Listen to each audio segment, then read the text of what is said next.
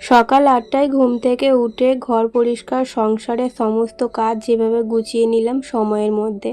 Hello বন্ধুরা, good morning. সবাই কেমন আছো? আশা করছি সবাই ভালো আছো, সুস্থ আছো।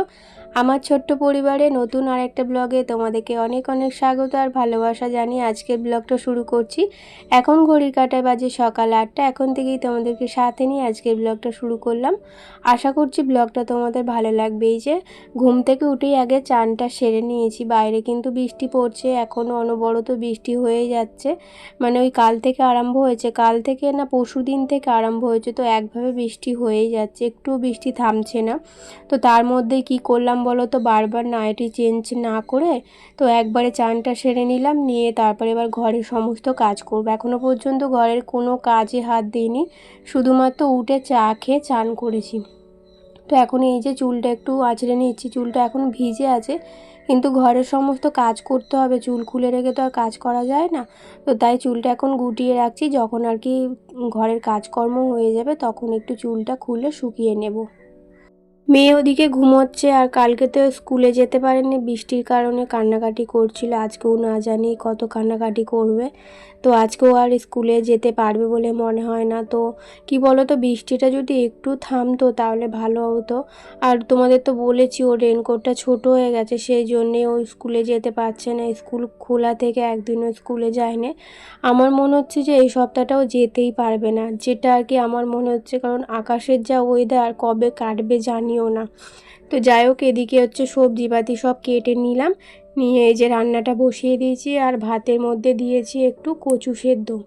তো আগের দিন হচ্ছে ওল সেদ্ধ দিয়েছিলাম, মেয়ে তো ওল সেদ্ধ খায়নি, তো আমাকে বলেছিল মা একটু কচু সেদ্ধ দেবে।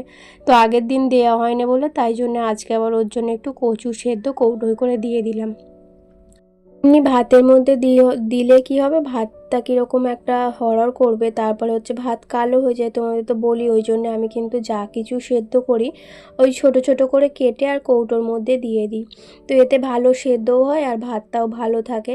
তো এদিকে দেখো পটলটা ভেজেছি, পটল ভাজার পর তেলটা কালো হয়ে গিয়েছিলো, আর সেই তেলেই কি করছি, মাছগুলো ভেজে নিচ্ছি। তো তোমাদের দেখিয়েছিলাম কি আমার মনে পড়ছে না, তো এই মাছগুলো এনেছিল মোরলা মাছ। আমাদের তো এখন চুনো মাছ খেতে ভীষণ ভালো লাগে, সবাই খুব ভালোবাসি। আর এবারে মোরলা মাছগুলো এনেছিল অনেকটা বড় বড়।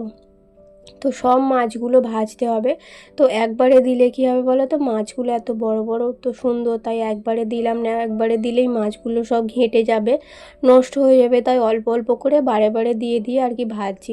তো ওদিকে মাছ ভাজা বসিয়ে দিয়ে আর এদিকে বিছানাটা গোছাতে এলাম। বিছানাটা কিন্তু আমার মেয়ে গুছিয়েই দিয়েছে, ঘুম থেকে উঠে দেখছি বিছানাটা গোছানো হয়ে গেছে ওর। আমি যখন ঘরে ঢুকলাম তো ভাবলাম বিছানাটা গোছাবো, দেখছি যে বিছানাটা গোছানো হয়ে গেছে। আমার আবার বিছানার চাদর একটু টান টান না হলে ভালো লাগে না, তাই আমি একবার বিছানার চাদরটা টান টান করে মুড়ে দিলাম, দিয়ে একটু ঝেড়ে নিলাম। তারপরে চলে এসেছি এই যে ঘরটা ঝাড়ু দিতে। মেয়ে কিন্তু ওদিকে স্কুলে যাবে বলে রেডি হচ্ছে, তো এখন থেকে বললে এখন থেকেই কান্নাকাটি আরম্ভ করে দেবে। তো এখন কিছু বলবো না, এখন জানো তো আকাশটা একটু পরিষ্কার হয়েছে, মানে বৃষ্টি এখন পড়ছে না, একদম হালকা পড়ছে।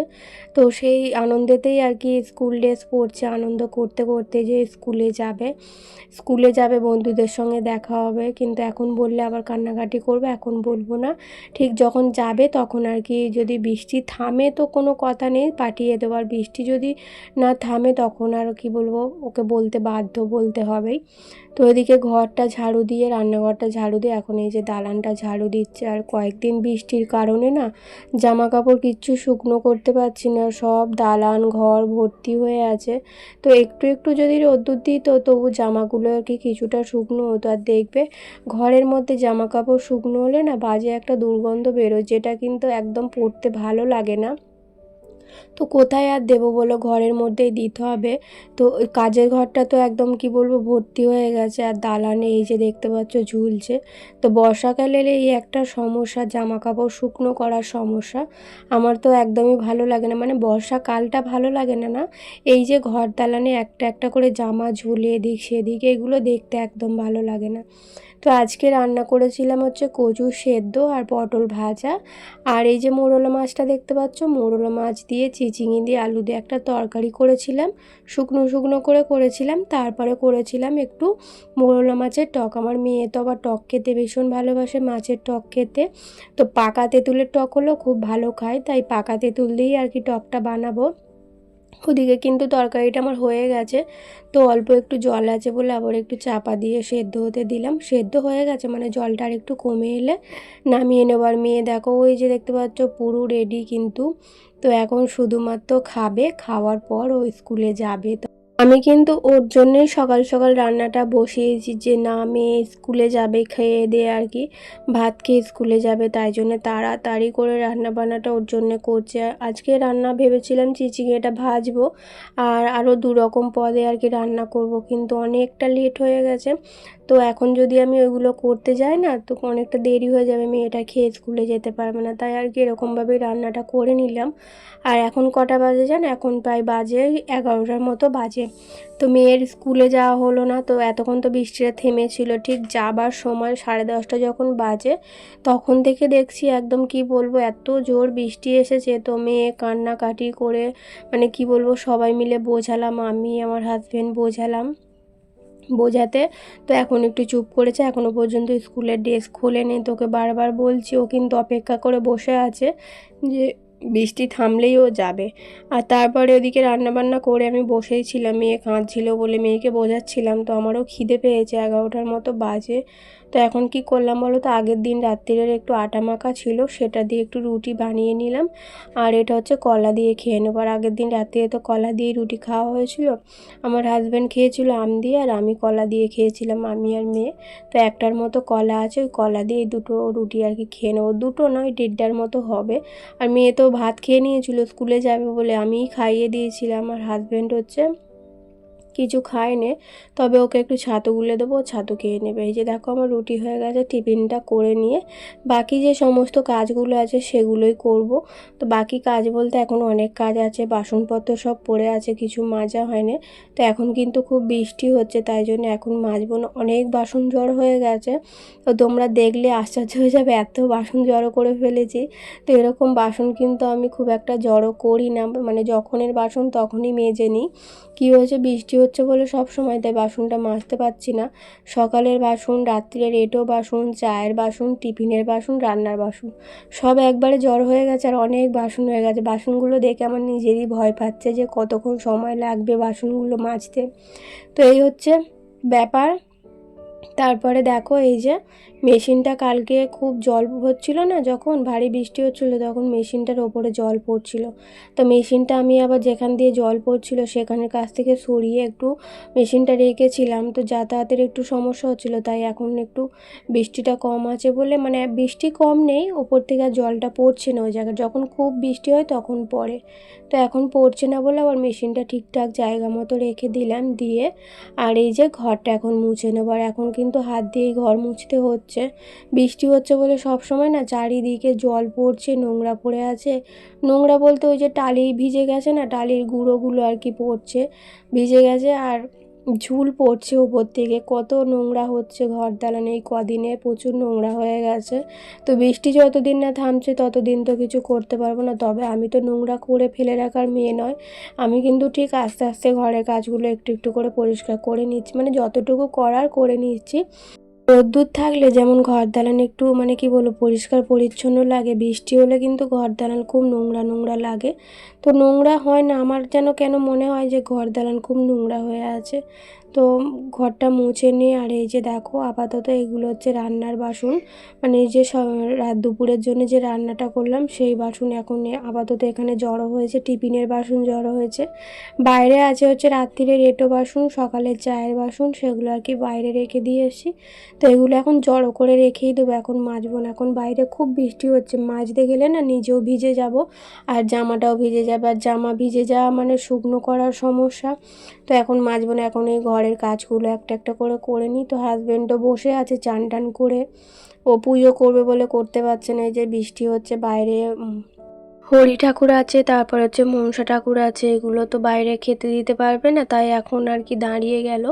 বৃষ্টিটা থামলে তারপরে আর কি ও পুজোটা করবে। আর আমি তো এখন পুজো করতে পারবো না, একদিন মেয়ে করলো, আজকে হাজব্যান্ড করবে, কালকে আবার মেয়েকে করতে হবে।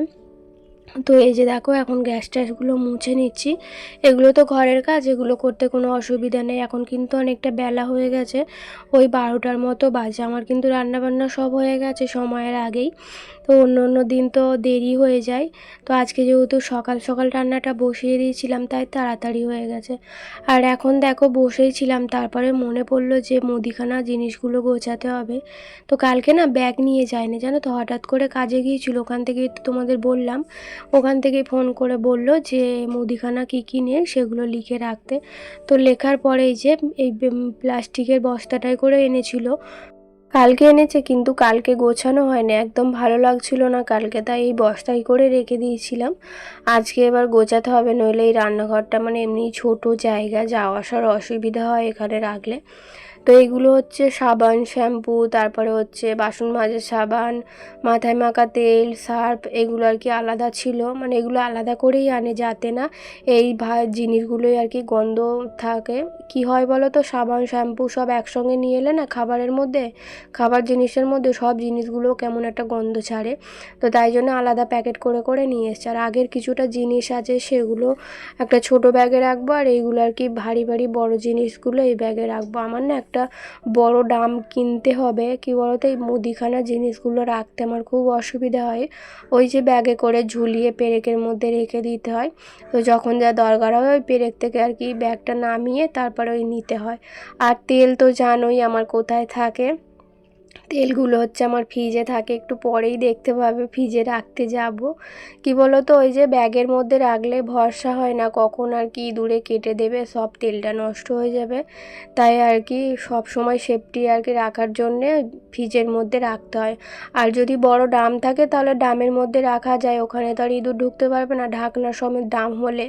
তো এখন যেহেতু নেই, এখন এই ব্যবস্থা করেই আমাকে রাখতে হবে। আর এই যে দেখো তেলের প্যাকেটগুলো এখন ফ্রিজে রাখছি, যখন যেমন তখন সেরকমভাবেই চলতে হবে।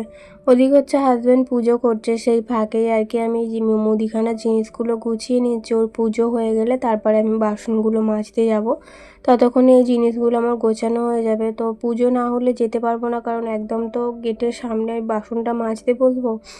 আর অনেক বাসন হয়েছে, এই যে দেখো কত বাসন হয়েছে দেখেছো তো, মানে এই সামনেটা পুরো ভরে গেছে, এত বাসন হয়েছে। তো এই বাসনগুলো নিয়ে যদি আমি বসি তাহলে আর হাজব্যান্ড কি যাওয়া আসা করতে পারবে, তাই ও পুজোটার জন্য অপেক্ষা করছিলাম। পুজোটা এখন হয়ে গেছে তাই আমি বাসনটা মাজা হয়ে গেছে, এখন এই যে ধুয়ে নেব। আর বাইরে দেখতে পাচ্ছ এখনও কিন্তু বৃষ্টি থামেনি, তো এতক্ষণ কিন্তু খুব জোরে বৃষ্টি হচ্ছিল, খুব ভারী বৃষ্টি হলো।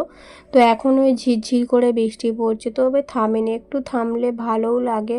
ঘর দালানগুলো একটু শুকনো শুকনো হয়, উঠোনটা আমার শুকনো, উঠোনটা কালকে থেকে ঝাড়ু দিতে পারিনি। উঠোনটা একদম তারপরে ছোট ছোট ডাল পড়ে একদম ভরে গেছে, উঠোনটা যাচ্ছে তাই অবস্থা হয়ে গেছে। তো শুধু ভাবছি যে একবার যদি বৃষ্টিটা থামে আমি উঠোনটা ঝট করে ঝাড়ু দিয়ে নেব। তো কিন্তু বৃষ্টি তো থামছেই না, মানে একভাবে পুরোপুরি থামছে না, ওই একটু একটু করে বৃষ্টি হয়ে যাচ্ছে। তো এই যে দেখো আমার গামলা ভর্তি হয়ে গেছে, এতগুলো বাসন মাজতে মাজতে অনেকটা কষ্ট হয়ে গেছে। কখন বসেছি, প্রায় আধ ঘন্টা সময় লাগলো এই বাসনগুলো মাজতে। আর দেখো এই হচ্ছে লেগিংসটা কী হয়েছে বলো তো, এখানটা সব সময় দিয়ে রাখি, কারণ নিচেটা তো জল জল হয়ে যাচ্ছে, আর এই পা মোছার ওপর মানে পা মুছে মুছে না পা মোছাগুলো পুরো ভিজে যাচ্ছে। তাই আপাতত এটা দিয়ে রেখেছি, এটা দিয়ে মুছে তারপরে পা মুছবে। তো লেগিংসটা ধুয়ে দিলে ঝট করে শুকনো হয়ে যাবে, কিন্তু পা মোছাগুলো তো খুব মোটা মোটা, ধুয়ে দিলে শুকনো হবে না। তাই আর কি এই ব্যবস্থা। আর একটাও প্যান্ট দিয়েছিলাম সেটা আর কি পুরো ভিজে গেছে, ওই যে আমার পায়ের কাছে জড়ো করে রেখেছি। তো আবার এই শুকনো লেগিংসটা আর কি পেতে দিলাম, যখন রোদ্দুর উঠবে সব ধুয়ে আর কি রোদ্দুরে মেলে দেবো। আবার কখন বর্ষা হবে, মানে আবার কখন বৃষ্টি হবে তখন আর কি পাতবো। তো এই ঘরে দেখো এত জিনিসপত্র মিলেছি, তারপরেও আবার কয়েকটা শুকনো হয়ে গেছিলো, তার মধ্যে তো সেগুলোই এখন তুলে আবার এগুলো দিয়ে দিলাম। তো বন্ধুরা চলো আজকের ব্লগটা এই পর্যন্ত।